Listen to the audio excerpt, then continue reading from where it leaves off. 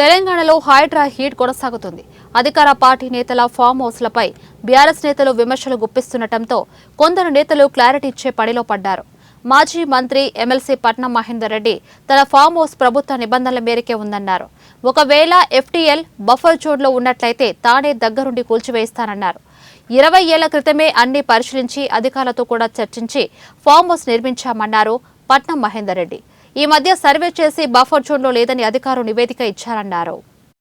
కాబట్టి గతంలో కూడా మరి ఏదైతే గౌరవ ముఖ్యమంత్రి గారు ఏదైతే మంచి ఏ కార్యక్రమం తీసుకొని అయితే మరి గండిపేట ఉన్నటువంటి ఇమేసార్లో ఏదైతే అడ్డం ఉన్నటువంటి ఇల్లు తీస్తున్నారో మరి అది మంచి కార్యక్రమం ఉన్నది. మరి మేము ఒక హోదాలు ఉన్నటువంటి ఒక మంత్రి చేసినటువంటి వ్యక్తిని కాబట్టి తప్పకుండా నేనే నా బాధ్యత తీసుకొని ముందు ఉండి తీయవలసిన బాధ్యత ఉన్నది.